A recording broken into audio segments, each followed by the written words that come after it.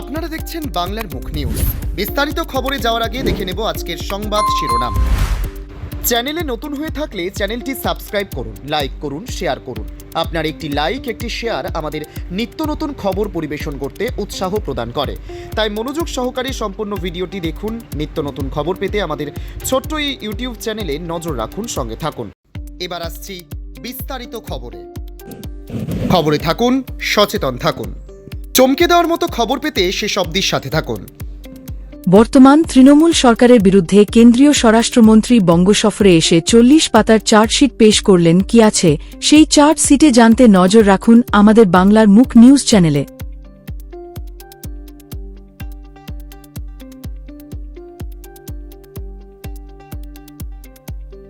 Bharatiya Janata party की press वार्ता में स्वागत है। जैसा आप सभी जानते हैं,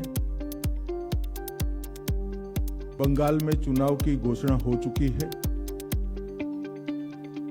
और भारतीय जनता पार्टी के सभी कार्यकर्ता हमारे प्रदेश अध्यक्ष जी के नेतृत्व में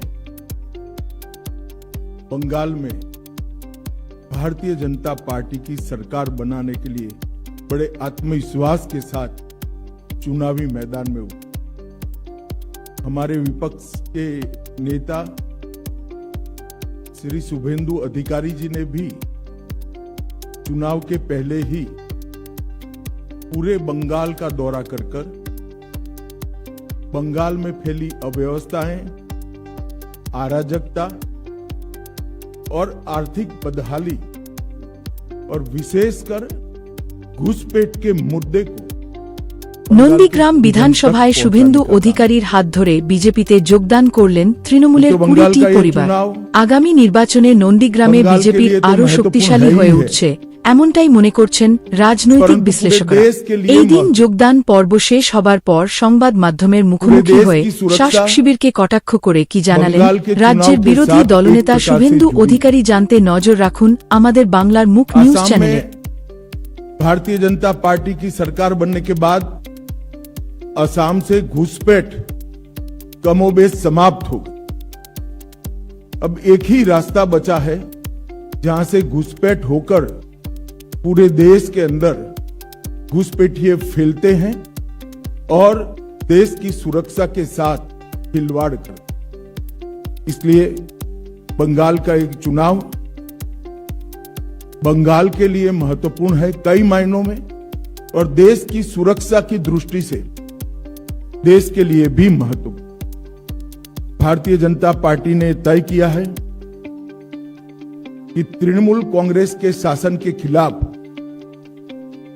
जनता के जो मुद्दे हैं इसको आवाज देना, जनता की आवाज को मुखर कर बंगाल की जनता के सामने और देश की जनता के सामने प्रस्तुत करना, और बंगाल के आने वाले चुनाव में ये पूरी जो अराजकता तृणमूल के शासन में फैली है इसका हम क्या हल लेकर आएंगे, इसका हम जवाब भी लेकर आएंगे।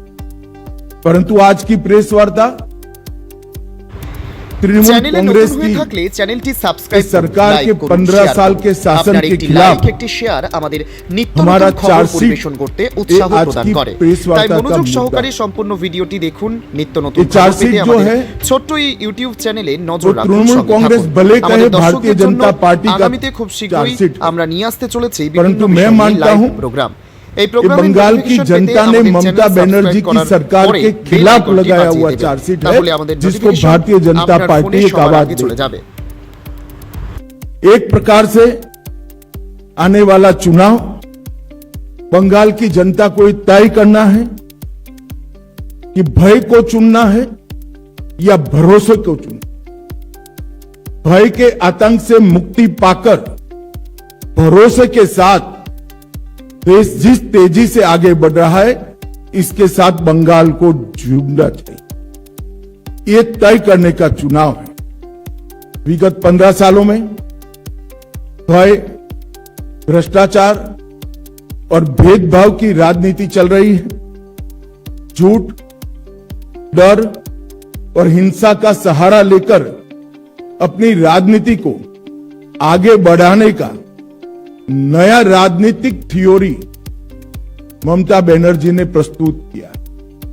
कोई भी सरकार को चुनकर आने का आधार जन कल्याण से काम होते থাকলে চ্যানেলটি সাবস্ক্রাইব তৃণমূল করুন, कांग्रेस লাইক का করুন, चुनकर শেয়ার आने করুন। का আপনার आधार একটি লাইক একটি শেয়ার झूठ আমাদের নিত্য নতুন और খবর পরিবেশন और করতে हिंसा। উৎসাহ প্রদান করে। मगर তাই भारतीय মনোযোগ जनता সহকারে पार्टी সম্পূর্ণ ভিডিওটি দেখুন। 1911 से আমাদের ছোট্ট এই 2011 से চ্যানেলে নজর রাখুন, সঙ্গে इसके থাকুন। खिलाफ एक আমাদের দর্শকদের संघर्ष জন্য कर रहे हैं আগামীতে और খুব मुझे শীঘ্রই लगता है আমরা নিয়ে আসতে कि চলেছি इस বিভিন্ন बार বিষয় নিয়ে লাইভ बंगाल প্রোগ্রাম। की जनता এই প্রোগ্রামের নোটিফিকেশন पूर्ण পেতে আমাদের बहुमत চ্যানেল के সাবস্ক্রাইব साथ করার भारतीय পরে বেল जनता আইকনটি पार्टी বাজিয়ে की দেবেন।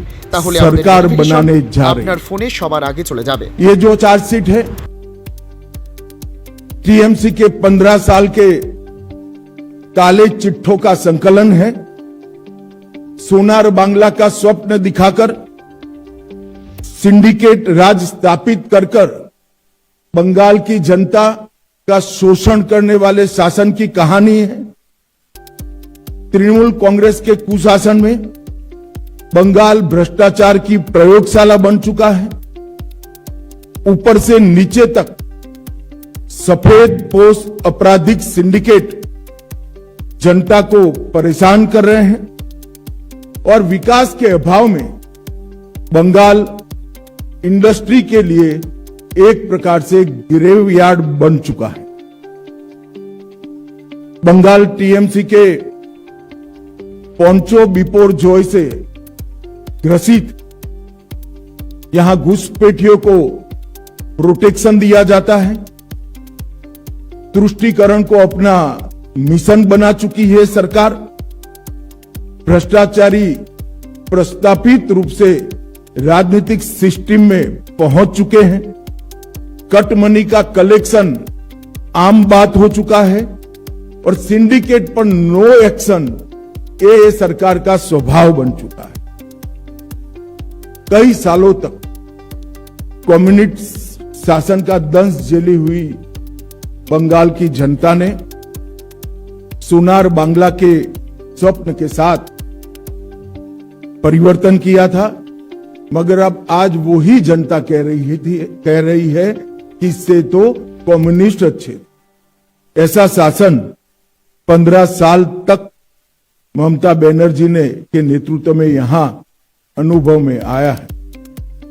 आज मैं ये भी कहना चाहता हूं कि बंगाल की जनता ने लगातार भारतीय जनता पार्टी का समर्थन किया है और ग्रेजुअली भारतीय जनता पार्टी कैसे बढ़ी है इसका मैं आज आप सबके सामने थोड़े आंकड़े भी जरूर रखना चाहूंगा।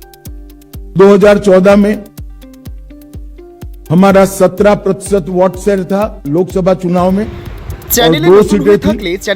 19 में हमारा वोट शेयर 41% हुआ, 18 सीटें प्राप्त की। 24 में हमारा वोट शेयर 39% हुआ और 12 सीटें। तो हमने एक 40% वोट शेयर का बेस यहां पर बना है। 2016 के चुनाव में विधानसभा में हमारा 10% वोट था और केवल 3 सीटें हम जीत पाए थे। 21 के चुनाव में 10% से बढ़कर 38% तक हम पहुंचे और 77 सीट के साथ हमारे विधायक दल का श्री शुभेंदु जी नेतृत्व कर रहे हैं। 30 साल तक जो 2 पार्टियों ने यहां पर लंबे समय तक शासन किया, कांग्रेस और कम्युनिस्ट, दोनों को 0 सीटें प्राप्त। मित्रों, 2024 में मोदी जी के प्रधानमंत्री बनने के बाद महाराष्ट्र, हरियाणा, उड़ीसा, दिल्ली और बिहार ये सभी जगह पे भारतीय जनता पार्टी के नेतृत्व में एनडीए ने अप्रत्याशित जीत हासिल की है और मुझे पूरा भरोसा है कि हमारी जो कैडर है, हमारे कार्यकर्ता हैं, वो जन जन तक पहुंचे हैं, जनता की आवाज को मुखर कर आवाज दे रहे हैं और इस बार बंगाल की जनता ने ये तय किया है कि प्रचंड बहुमत के साथ আপনার একটি भारतीय লাইক, जनता একটি শেয়ার पार्टी আমাদের की নিত্য নতুন খবর सरकार यहाँ बनाई উৎসাহ जाए। প্রদান করে। ये चुनाव जो है সরকারি সম্পূর্ণ ভিডিওটি দেখুন, वो নিত্য নতুন খবর পেতে আমাদের ছোট্ট এই ইউটিউব চ্যানেলে एक प्रकार से সঙ্গে থাকুন। जान जाने के भय से আগামীতে খুব শীঘ্রই मुक्ति का আমরা चुनाव নিয়ে है, আসতে চলেছি বিভিন্ন বিষয়। आजादी जाने के भय से প্রোগ্রামের নোটিফিকেশন मुक्ति পেতে का আমাদের चुनाव চ্যানেল है। সাবস্ক্রাইব করার पूरे পরে বেল बंगाल আইকনটি का বাজিয়ে बहुमत দিন। समाज তাহলে আমাদের notification demographic change, artificial demographic change के कारण भय में जी रहा है कि हमारे ही देश में कहीं हम माइनॉरिटी तो नहीं बन जाएंगे। वो भय से मुक्ति का, अपनी संपत्ति के लूटने के भय से मुक्ति का चुनाव, रोजगारी छीनने के भय से मुक्ति का ये चुनाव है। महिलाओं की सुरक्षा खतरे में है, इसके भय से मुक्ति का चुनाव है। और युवाओं के भविष्य पर जो भय और अंधकार छाया है, इसके मुक्ति का चुनाव। ये चुनाव शांति के भरोसे का है, सम्मान की जिंदगी की गारंटी का चुनाव है, मुफ्त इलाज गरीब को मिले इसके भरोसे का चुनाव है, पक्के घर का अधिकार सिंडिकेट न छीन ले इसके भरोसे का चुनाव है, मुफ्त बिजली हर गरीब तक पहुंचे इसके विश्वास का चुनाव है, हर घर में नल से जल पहुंच जाए इसके भरोसे का चुनाव है, युवाओं के उज्जवल भविष्य का भरोसे का चुनाव है, और घुसपैठियों से मुक्त एक बंगाली समाज की रचना के भरोसे का चुनाव। और ये भरोसा आज बंगाल के चुनाव का मुख्य मुद्दा बना है। भय को निकालना, भरोसों के प्रस्तावित करना, इसका मतलब है टीएमसी को हटाना और भारतीय जनता पार्टी का शासन यहां पर लाना। मोदी जी के नेतृत्व में जो विकास के देश के अंदर एक बहुत स्पीड के साथ रफ्तार चली है, बंगाल इसके साथ जुड़ना चाहता है। मैं 2014 से लेकर आज तक देश में जो परिवर्तन आया है, इसके तरफ भी आपको बताना चाहता हूं। 15 में पहली बार जम्मू कश्मीर में एनडीए की सरकार बनी, 16 में हमने पहली बार आसाम में सरकार बनाई, 17 में हमने पहली बार मणिपुर में सरकार बनाई, हरियाणा में हमने पहली बार सरकार बनाई, अरुणाचल में पहली बार सरकार बनाई, 18 में त्रिपुरा में हमने पहली बार सरकार बनाई, 24 में हमने उड़ीसा में पहली बार सरकार बनाई, और 26 में प्रचंड बहुमत के साथ भारतीय जनता पार्टी बंगाल में सरकार बनाने जा रही है। ये मैं बहुत स्पष्ट रूप से देख रहा हूं। बंगाल जीतने के साथ ही নোটিফিকেশন পেতে আমাদের চ্যানেল बहुत সাবস্ক্রাইব করার लंबे পরে अरसे के बाद বেল আইকনটি বাজিয়ে अंग, দিন। তাহলে আমাদের बंग নোটিফিকেশন और कलिंग আপনার ফোনে সবার तीनों আগে চলে जगह যাবে। एक पार्टी का शासन होने जा रहा है। बिहार में भी एनडीए का शासन है, उड़ीसा में भी भाजपा सरकार है, और अब बंगाल में भी भाजपा सरकार आएगी। तो एक प्रकार से पूर्ण बहुमत की सरकार बंगाल के विकास की गारंटी। লাইক করুন, শেয়ার मित्रों, করুন। আপনার একটি লাইক, ममता একটি दीदी শেয়ার ने আমাদের নিত্য নতুন খবর हमेशा পরিবেশন করতে উৎসাহ victim প্রদান card का করে। politics তাই মনোযোগ खेला। সহকারে সম্পূর্ণ ভিডিওটি कभी দেখুন। নিত্য নতুন খবর পেতে पैर আমাদের टूटवा लेती ছোট্ট है, এই ইউটিউব চ্যানেলে कभी নজর सिर রাখুন, पर সঙ্গে पट्टी থাকুন। बंधवा देती আমাদের है, দর্শকদের জন্য कभी আগামী बीमार দিনে हो খুব जाती শীঘ্রই है, আমরা নিয়ে और আসতে कभी চলেছি चुनाव বিভিন্ন आयोग বিষয় के নিয়ে सामने live program। बेचारा এই बनकर প্রোগ্রামের चुनाव आयोग को নোটিফিকেশন পেতে गालियां আমাদের निकालता চ্যানেল সাবস্ক্রাইব है। করার बनता পরে दूं, বেল मैं আইকনটি आपको বাজিয়ে बताने দিন। आया हूं তাহলে আমাদের कि নোটিফিকেশন आपकी আপনার ये ফোনে সবার राजनीति আগে को, চলে যাবে। टीम कार्ड की पॉलिटिक्स को बंगाल की जनता अब बहुत अच्छे तरीके से समझ गई। चुनाव आयोग जैसी संवैधानिक संस्था पर गाली गलौज करना ये बंगाल की संस्कृति को शोभा नहीं दे। मैं आज एसआईआर के बारे में भी खुलकर बताना, एसआईआर पूरे देश भर में हो रहा, कहीं पर जुडिशियल ऑफिसर नहीं लगाने पड़े, सिर्फ बंगाल में लगाने पड़े। कारण क्या है? আমাদের খবরগুলো यही আপনাদের चुनाव के কেমন अंदर লাগছে? तमिलनाडु में भी एसआईआर মতামত দিন हुआ, কমেন্টের कोई মাধ্যমে। कोर्ट केस नहीं हुआ। केरल में भी एसआईआर हुआ, कोई कोर्ट में केस नहीं हुआ। तमिलनाडु में डीएमके की सरकार है, केरल में कम्युनिस्टों की सरकार है। बंगाल में ऐसा क्या हुआ कि सुप्रीम कोर्ट ने जुडिशियल ऑफिसरों को लगाना पड़ा? इस बात का जवाब ममता बनर्जी ने बंगाल की जनता को दिया। आपके डिस्ट्रिक्ट मजिस्ट्रेट निर्भीक रूप से काम नहीं किए, इसलिए सुप्रीम कोर्ट ने जुडिशियल ऑफिसर्स को लगाना पड़ा है। और एसआईआर पर वो जो आरोप कर रही है, मैं आज बंगाल की जनता को पूछना चाहता हूं, जो घुसपैठियों को वोटर बनाकर यहां रखा गया है, उनको क्या बंगाल का भविष्य तय करने का निर्णय देना है या नहीं देना है? वो बंगाल की जनता ने तय करना है।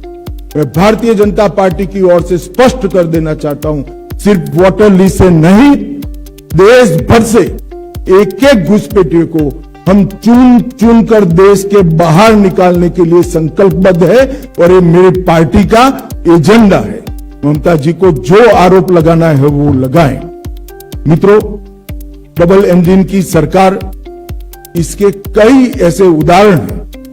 उत्तर प्रदेश बीमारू से बेमिसाल बना, मध्य प्रदेश ने कृषि विकास और विकास के नए स्टैंडर्ड सेट किए, आसाम जहां सालों से उग्रवाद था, वहां आज सेमीकंडक्टर का प्लांट लग रहा है, त्रिपुरा ने 25 साल के ठहराव को समाप्त कर कैडर राज को समाप्त कर हम विकास के रास्ते पर आगे बढ़े हैं। और अब बारी है बंगाल की, यहां पर भी सिंडिकेट से मुक्ति पाने का ये चुनाव है।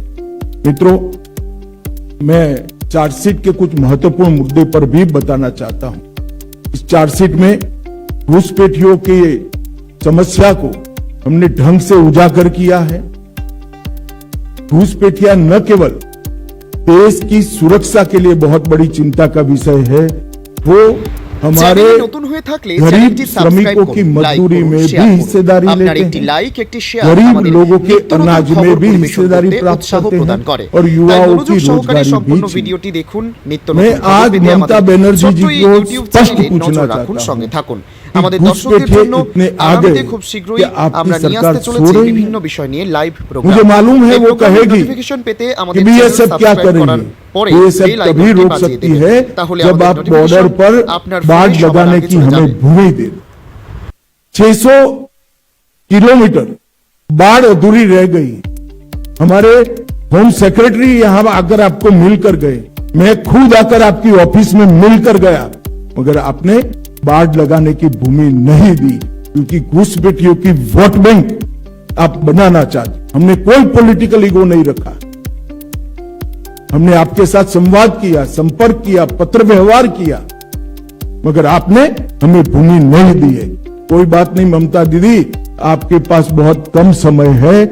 6 मई को भारतीय जनता पार्टी की सरकार बनेगी और 45 दिन में सभी भूमि बाढ़ के लिए जो उपलब्ध कराना है वो भारत सरकार को बंगाल की भारतीय जनता पार्टी की सरकार उपलब्ध करा देगी और हम घुसपैठ को रोकेंगे। तुष्टिकरण की इंतहा कर ममता बनर्जी जी ने रख दी।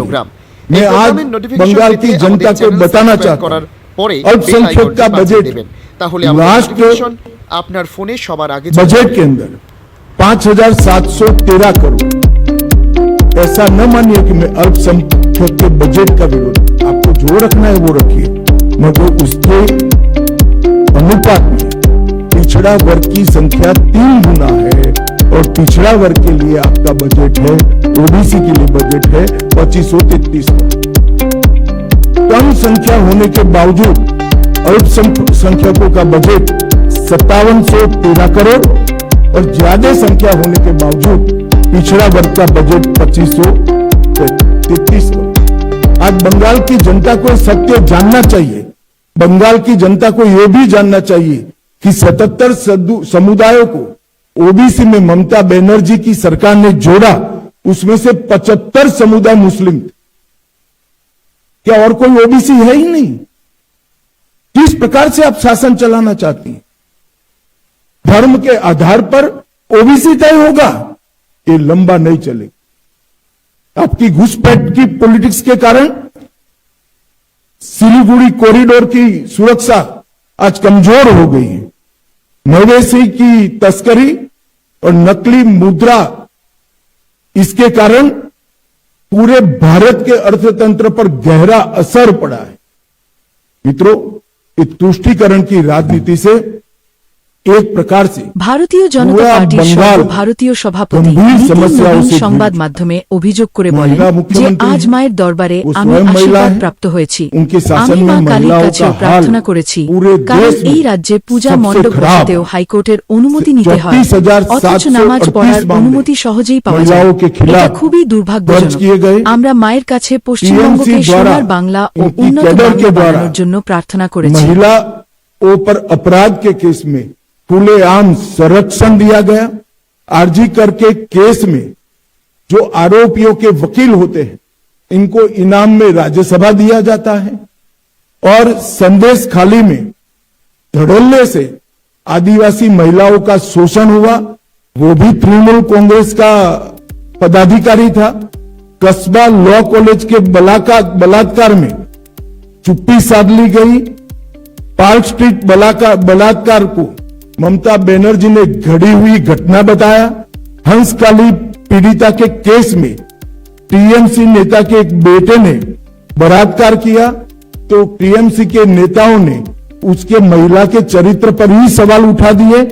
कामदूनी सामूहिक बलात्कार और हत्या के लिए मुख्यमंत्री ने स्वयं महिला जो न्याय की मांग कर रही थी उनको माओवादी बताया। दुर्गापुर मेडिकल छात्रा के सामूहिक बलात्कार में महिलाओं पर सवाल उठा दिए गए कि आप बाहर क्यों जाती हैं। किस प्रकार का बंगाल आपने बनाकर रखा है जहां मुख्यमंत्री स्वयं कहती है कि महिलाओं को बाहर नहीं निकलना। मित्रों, भ्रष्टाचार की देश भर में सबसे ज्यादा भ्रष्टाचार के केस अगर कहीं हुए हैं तो यहीं पर तृणमूल कांग्रेस के शासन। राशन का पीडीएस घोटाला 10,000 करोड़, शिक्षक भर्ती का घोटाला, 26,000 नौकरियां रद्द हो गई, मंडी का जॉब कार्ड घोटाला, पीएम आवास का घोटाला, मिड डे मील का घोटाला, पीएमजीएसवाई सड़क का घोटाला, मालदा बाल राहत का घोटाला, अम्फान राहत का घोटाला, मवेशी तस्करी का घोटाला और तृणमूल कांग्रेस के 20 से ज्यादा एमपी, एमएलए और पदाधिकारी एक घोटाले में जेल में बैठे और उनको टिकट भी दिया गया। ममता बनर्जी को मैं पूछना चाहता हूं कि आप क्या बंगाल की जनता को इसका जस्टिफिकेशन दे पाएगी। टीएमसी के शासन में कानून और व्यवस्था का संपूर्ण पतन हो चुका है।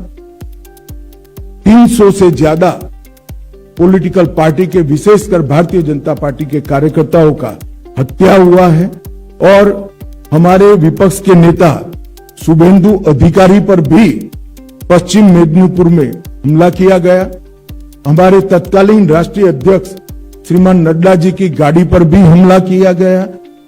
बंगाल में राजनीतिक हिंसा मानो चुनाव जीतने का पर्याय बनाकर ममता बनर्जी जी ने रख दिया।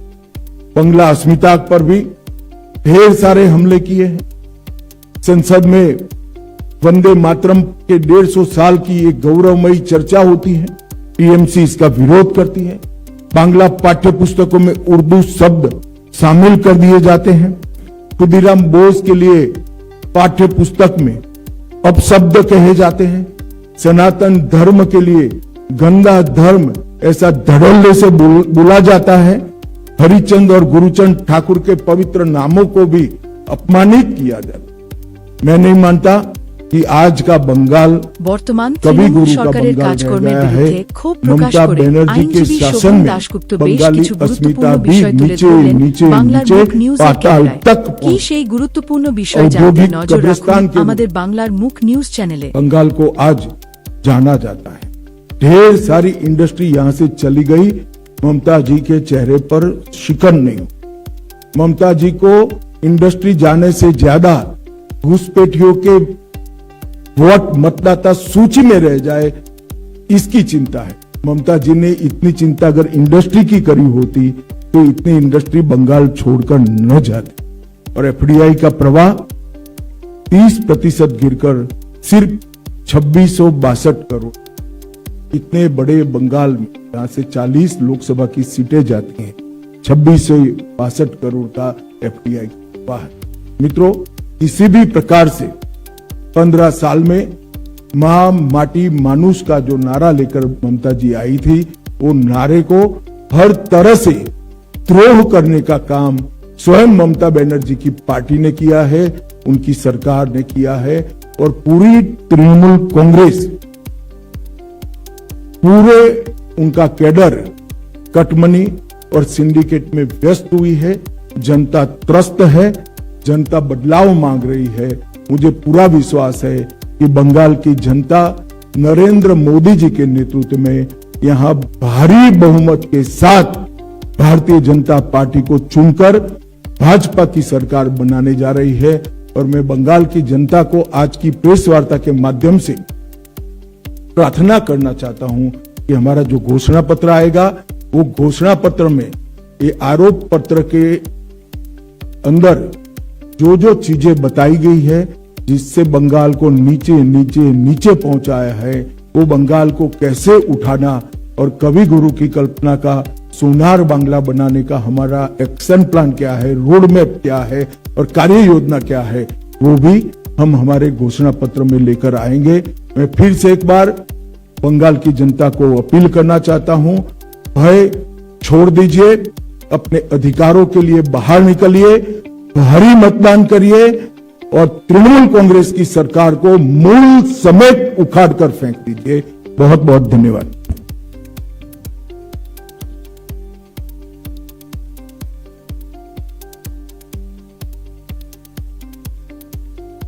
ए नई उज्जवल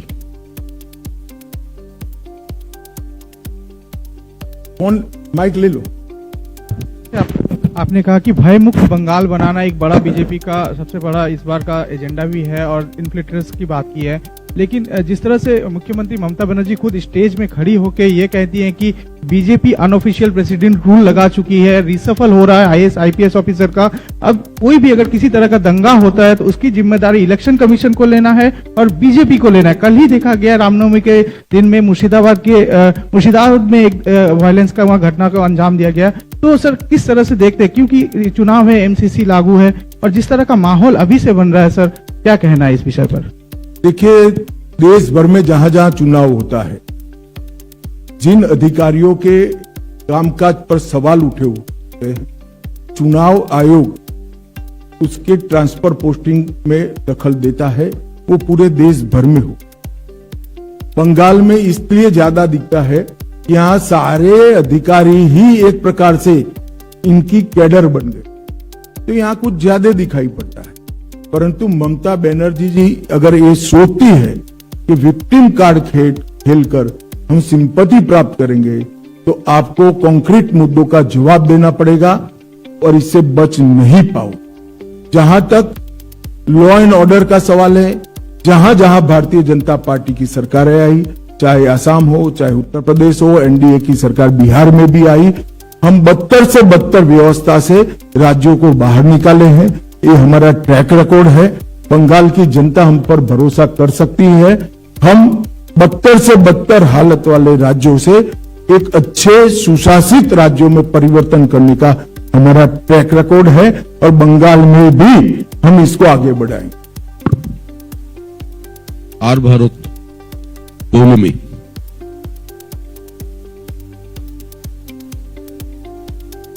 খাদ্যটাও কি হলো?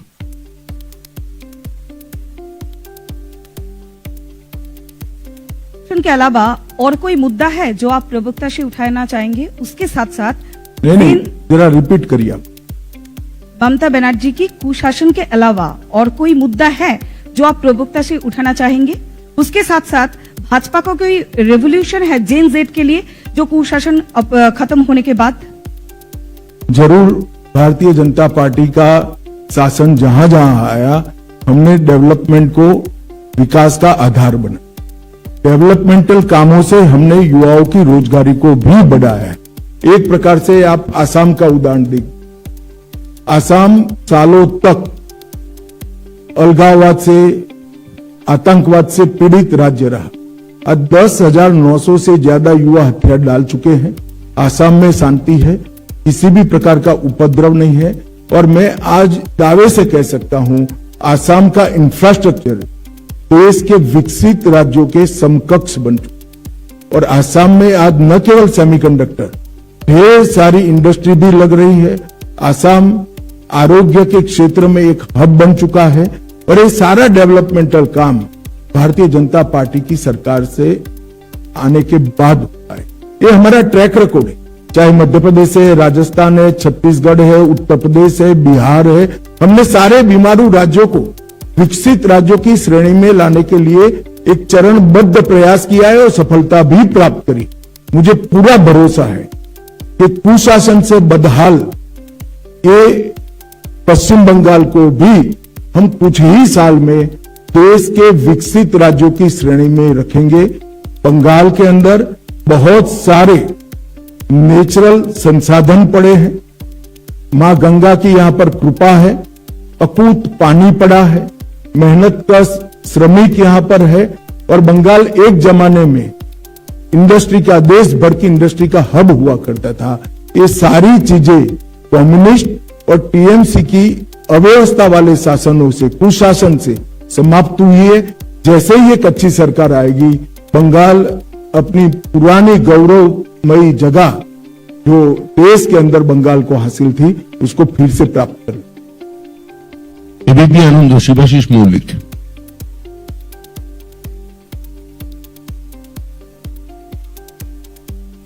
आपके आरोप पत्र में आपने कामदुनी से लेकर आरजीकर तक महिलाओं के बारे में बहुत सारे जो निर्यातन के घटना घटी है पश्चिम बंगाल में, उसके बारे में जिक्र किए हैं।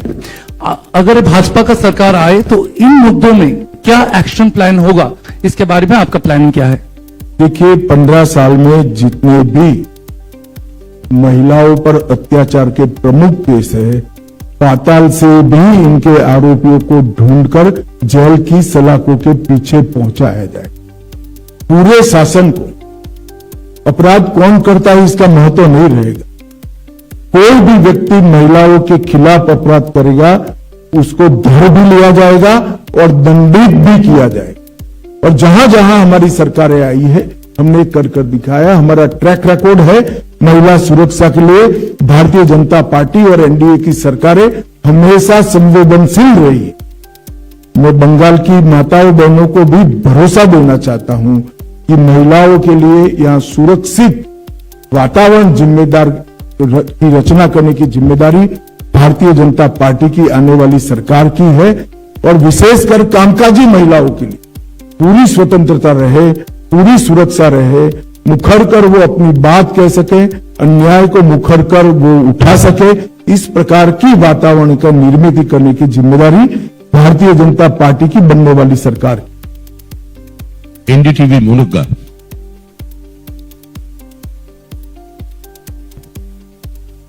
मेरा आपसे सवाल है कि उत्तर बंगाल के लिए, पश्चिम बंगाल के लिए क्या रोड मैप होगा बीजेपी का?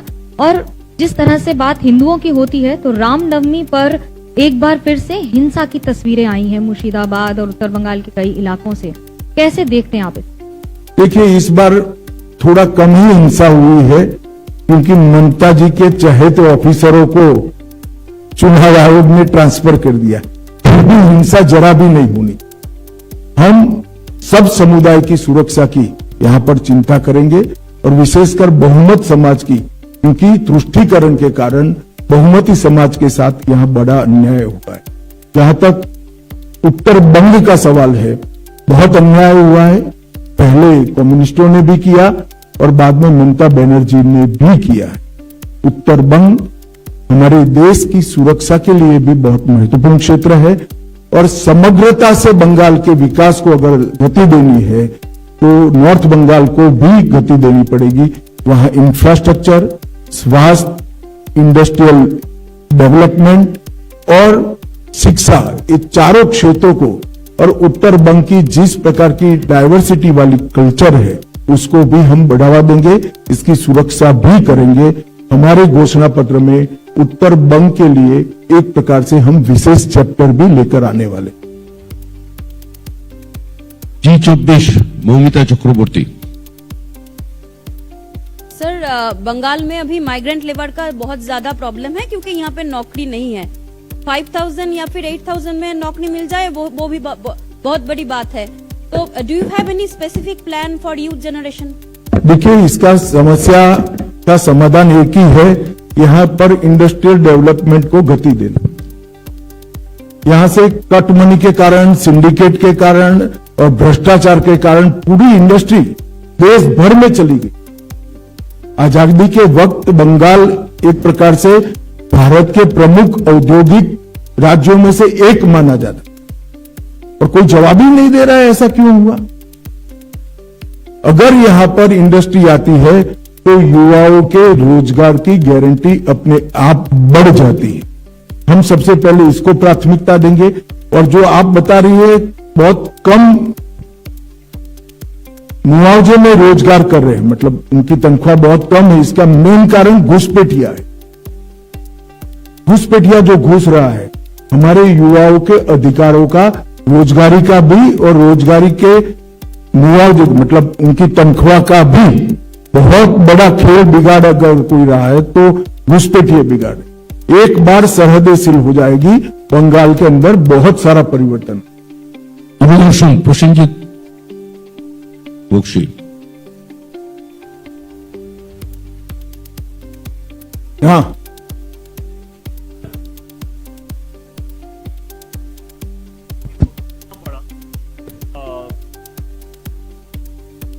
अगर आप सरकार बना पाए तो ये हम टीचर बना ही पाएंगे अगर छोड़ दो। अच्छा ठीक है।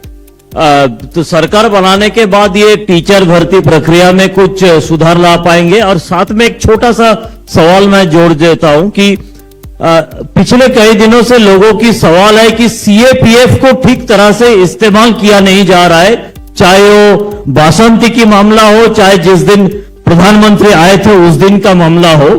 एक तो मेरा एसएससी वाला सवाल है और दूसरा है सीएपीएफ को इस्तेमाल किया नहीं जा रहा है। बैठिए। जहां तक भर्ती का सवाल है, हम पारदर्शी भर्ती प्रक्रिया बंगाल को में इंट्रोड्यूस करेंगे, जिससे किसी भी प्रकार का भ्रष्टाचार भर्ती प्रक्रिया में न हो। हमने कई हमारे राज्यों में पारदर्शी तरीके से भर्ती कर कर बताया है। आसाम में हमने वादा किया था 1 लाख सरकारी नौकरियों का। हम 1.5 लाख आसाम के युवाओं को एक भी भ्रष्टाचार के आरोप के बगैर नौकरी देने का काम समाप्त कर। परंतु यहां दूसरा भी सवाल है, ढेर सारे भर्ती में जो घोटाले हुए, इसके कारण युवाओं की भर्ती के लिए जो मान्यता प्राप्त आयु है वो चली गई। मैं पहले भी कह रहा हूं कि इसमें 5 साल का रिलैक्सेशन देकर एसएससी घोटाले में जिन युवाओं के मौके छूट गए हैं उनको हम मौके भी देंगे और पारदर्शी तरीके से भर्ती भी करेंगे। ये सरकारी पद और भर्ती के लिए हम हमारे घोषणा पत्र में विशेष व्यवस्थाएं लेकर आने वाले हैं। आज तक अनुपम मिश्र। हाँ, नमस्कार। मेरा सवाल है, इधर हूं मैं। मेरा सवाल है कि आप जैसे वादा कर रहे हैं 45 दिन में जमीन वापस और 45 दिन में जो 7th पे कमीशन है उसको लागू करेंगे, तो क्या जैसा कि आरोप लगाया जा रहा है आरोप पत्र में कि बंगाल बहुत नीचे चला गया है, तो कितने दिनों में, दिन, तारीख या साल आप कुछ बता पाएंगे कि इतने दिनों में बंगाल को इतने नंबर पर, 1 या 2 या 3 नंबर पर पहुंचा पाएंगे? और दूसरा, अभिषेक बनर्जी ने भी थोड़ी देर पहले ट्वीट किया है कि डीजीपी सीएस को हटा देने के वजह से ही ये जो 1-2 दिनों में घटनाएं हुई हैं हिंसा की वो हो रही हैं। नहीं, मुझे एक बात का जवाब दीजिए आप। 2021 में चुनाव के बाद जो हुआ, पंचायत चुनाव के बाद, किसका डीजीपी था? भारतीय जनता पार्टी के कार्यकर्ताओं को चुन चुन कर मार दिया गया। कैसे जस्टिफाई करेंगे अभिषेक बनर्जी? क्या बात करते हैं? सबसे कम हमले अगर रामनवमी पर हुए हैं तो इस बार हुए, और उसका कारण है कि चुनाव आयोग ने न्यूट्रल टाइप के अधिकारी रखे। उकसाने के 50 प्रयास के बावजूद सबसे कम हमले हुए। क्या जासा देखते हो? जवाब है आपके पास? 25,000 लोग झारखंड में शरण लिए थे आपके भय के कारण, आतंक के कारण। महिलाओं को प्रताड़ित किया गया था। और जहां तक आप तिथि की बात कर रहे हैं, हमें अभी तो मालूम ही नहीं है कि गड्ढा कितना है। हमारे लोग बैठ जाएंगे, बाद में मालूम पड़ेगा कि गड्ढा कितना है। तो तिथि भी 6 माह में सरकार बनाने के बाद जरूर बता दें। আনন্দবাজার পত্রিকা বিপ্লবী চ্যাটার্জি।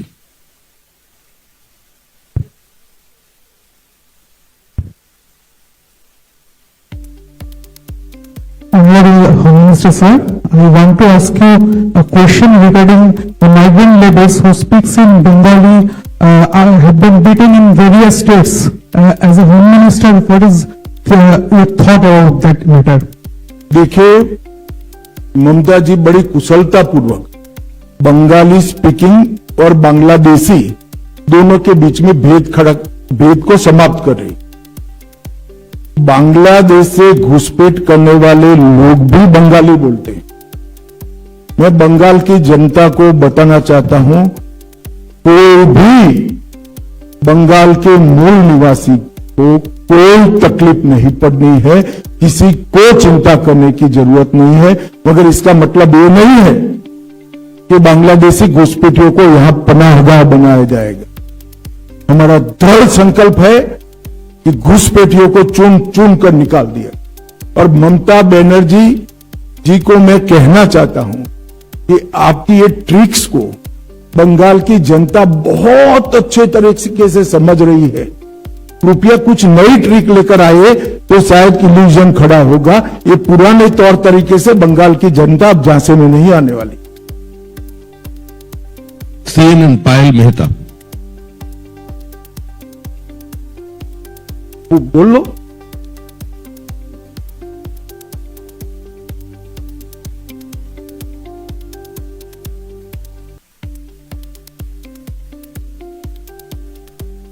राष्ट्रपति जी को आके कहना पड़ा था कि ममता जी मुझसे क्यों नाराज है और मेरे साथ ऐसा क्यों व्यवहार किया।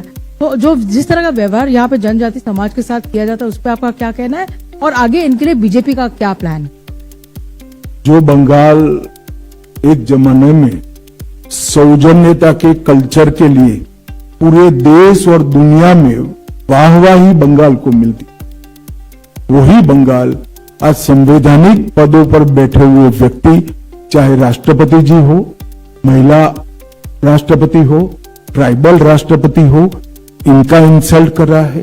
चाहे प्रधानमंत्री जी बंगाल की खबर पूछने के लिए आए हैं, खुद मतलब नेचुरल आपत्ति के बाद, तो वहां पर अफसर न बेचकर प्रधानमंत्री जी का इंसल्ट करना, प्रधानमंत्री जी के कार्यक्रम के थोड़े दूर मुख्यमंत्री धरने पर बैठ जाना, मेरी तो समझ में नहीं आता कि क्या हो गया है।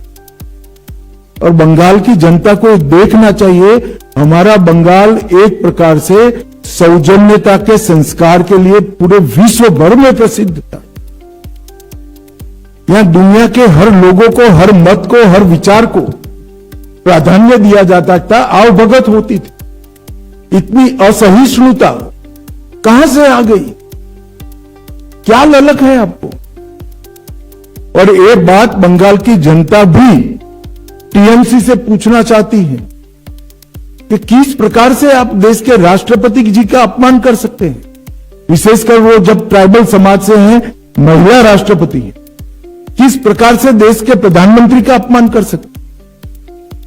और ये बंगाल का कल्चर तो कम से कम नहीं था, ये टीएमसी का कल्चर हो गया। पूछ लो तुम अंतिम। हाँ, एक मिनट सब एक साथ तो नहीं पूछ पाएंगे, बैठ जाइए। रवि।